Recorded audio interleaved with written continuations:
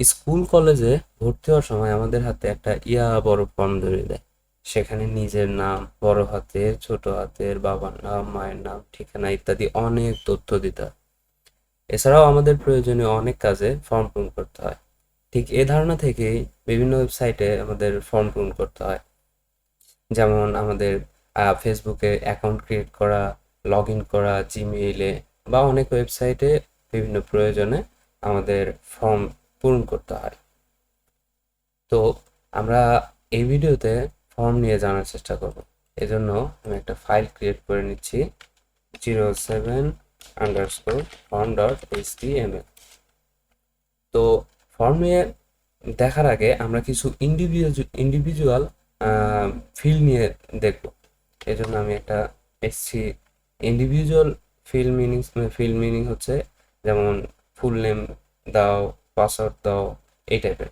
তো আমি একটা এসসি ট্যাগ নিয়ে লিখলাম, প্রোভাইড ইউর ইনফরমেশন। তো এটা আসলে ইনপুট দিয়ে লিখতে হয়। তো ইনপুট লিখে যদি ইন্টার চাপ দিই, তাহলে টাইপ টেক্সট দেখাচ্ছে অ্যাট্রিবিউট। এটা হচ্ছে ভয়েড ট্যাগ, এটার কোনো ক্লোজিং ট্যাগ নেই। তো এটা যদি সেভ করে ব্রাউজারে দেখার চেষ্টা করি, তাহলে দেখা যাচ্ছে এরকম। এখানে আমরা টেক্সট লিখতে পারি। এখানে আমরা টেক্সট লিখতে পারি। এছাড়াও আরো অনেক ইনপুট ফিল্ড আছে। যেমন ইনপুট লিখে যদি আমি দেখি, check box, colour, date, date time, email, file, hidden, আরো অনেক কিছুই। যেমন পাসওয়ার্ড, যদি পাসওয়ার্ডটা আমরা দেখি, এখানে নেম এবং আইডি, এটা নিয়ে পরে জানার চেষ্টা জানবো আমরা। তো এটা টাইপটা পাসওয়ার্ড, এটা কেমন হবে? এটা হবে যদি আমি এখানে লিখি হ্যালো, এই এখানে তো ডট ডট দেখা যাচ্ছে। কারণ আমরা দেখে থাকবো অনেক ওয়েবসাইটে মানে পাসওয়ার্ডের ক্ষেত্রে আর কি হিডেন থাকে। সো এখানে ডট ডট দেখা যায়। এটা হচ্ছে ইনলাইন ট্যাগ, এর জন্য একই লাইনে চলে আসতেছে। তো আমরা এখানে একটা লাইন ব্রেক দিতে পারি। তো এছাড়াও আরো অনেক ইনপুট ফিল্ড আছে, যেমন চেকবক্স। যেমন ওয়েবসাইটে আমরা বলে না, আমাদের টার্মস এন্ড কন্ডিশনের সাথে তুমি আহ, রাজি আছো কিনা, এইরকম আর কি। তো এখানে এই যে চেকস বক্স, এটা হতে পারে। এবং এছাড়াও আমরা ডেট পিক করতে পারি, যে ডেট দিয়ে যে ডেট সিলেক্ট করো। তো এই যে এভাবে এটা ডেট সিলেক্ট করা যায় এভাবে। তো এটা টাইপটা হচ্ছে ডেট। এছাড়াও আমরা আরেকটা যেটা খুবই ইউজফুল, যে ইমেইল, ইমেইল প্রদান করা। তো এইটা আসলে ইমেইলের ফিল্ড, টাইপটা ইমেইল দিলে ইমেইল এটা আর কি প্রকাশ করে। এছাড়া আমরা ফাইল আপলোড করে থাকি, যে কম্পিউটার থেকে file upload, choose a file, এই টাইপের। যে এখানে যদি ক্লিক করা হয়, তাহলে পপ আপ ওপেন হচ্ছে লোকাল কম্পিউটার থেকে ফাইল সিলেক্ট করার জন্য। এবং আমরা আরেকটা ফর্মে সাবমিট ফিল্ড ইউজ করতে পারি, যে ফর্মটা সাবমিট করার ক্ষেত্রে।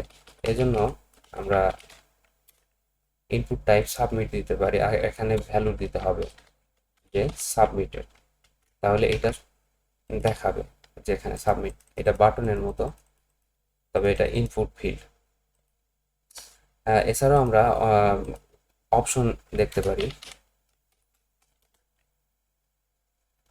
লাইন ব্রেকে দিয়ে স্টার বা মাল্টিপ্লাই সিম্বল দিয়ে 2 3 যা দেওয়া যায় সে ততগুলো আর কি ট্যাগ তৈরি হয়।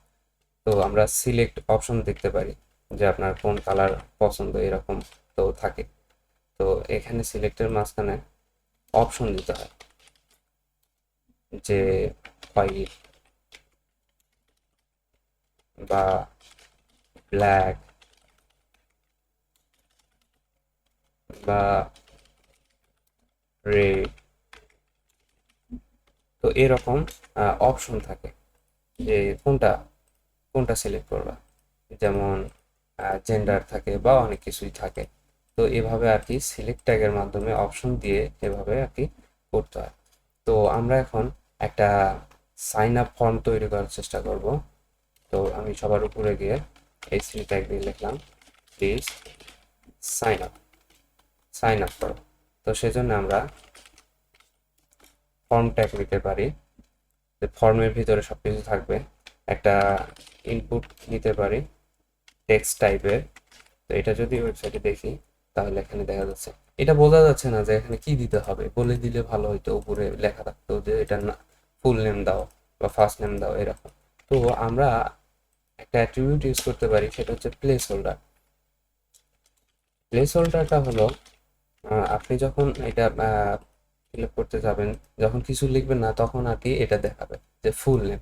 যদি লেখা শুরু করেন তাহলে এটা হাইড হয়ে যাবে। তো অনেক সুন্দর একটা ফিচার, যে না লেখা অবস্থায় এটা দেখাবে, আর লেখা শুরু করলে এটা হাইড হয়ে যাবে।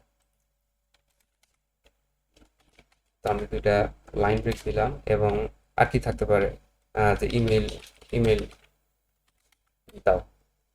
তো এখানেও একটা প্লেস হোল্ডার অ্যাড করে দিই যে ইউর ইমেল, যে ফুল নেম প্রদান করো এবং ইমেল প্রদান করো এরকম। আর আর কিছু থাকতে পারে, যেমন সিলেক্টের মাধ্যমে, সিলেক্টের মাধ্যমে বলা যেতে পারে যে পাসওয়ার্ড দেওয়া যেতে পারে, যে ইমেইল এবং তোমার পাসওয়ার্ডটা। তো আমরা এখানে একটা পাসওয়ার্ড ফিল নিলাম এবং প্লেস হোল্ডার দিয়ে দিলাম পাসওয়ার্ড। এটা যদি দেখি তাহলে এটা এভাবে দেখাচ্ছে, এই যে dot dot dot dot symbol আসতেছে। এবং আমরা এখানে একটা সিলেক্ট ট্যাগের ইউজ করতে পারি, যে জেন্ডার সিলেক্ট করা। তো এখানে সিলেক্ট নিয়ে তার ভিতরে অপশন দিতে হবে। অপশনটা হচ্ছে যে মেল, এবং আরেকটা অপশন হতে পারে ফিমেল। তো এরকম অপশন থাকে যে একটা সাইন আপ ফর্মে। তো এখান থেকে এভাবে সিলেক্ট করা যায়। তো আরেকটা আমরা দেখতে পারি, সেটা হচ্ছে টার্মস অ্যান্ড কন্ডিশনে রাজি আছে কিনা। তো এটার জন্য আমরা দেখছি যে চেক বক্স দিতে হয়। তো চেক বক্স দিলে এখানে এই যে টিক মার্ক আসতেছে।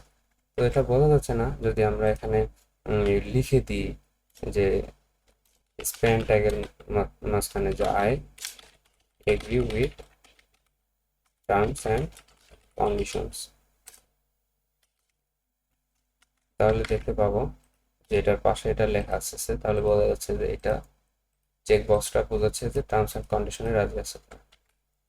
সবশেষে আমরা একটা সাবমিট বাটন দিয়ে দিতে পারি, যে ফর্মটা সাবমিট করার ক্ষেত্রে। তো ইনপুট টাইপ হবে সাবমিট, আর ভ্যালু দিতে হবে এখানে যে বাটনটা কি লেখা শো করবে সাবমিট বাটনটা। এখানে দেখা যাচ্ছে সাইন আপ দেখা যাচ্ছে। তো এখানে জন্ডো ফুল নেম, gmail.com এবং পাসওয়ার্ড সুপার সিক্রেট পাসওয়ার্ড, এবং এখানে এটা সিলেক্ট করে একদিক দিয়ে ফর্মটাতে সাবমিট করে দিতে পারি। তো এভাবে আমরা আসলে এইচটিএমএল এর ফর্ম ক্রিয়েট করতে পারি ইউজারের কাছ থেকে তথ্য নেওয়ার জন্য।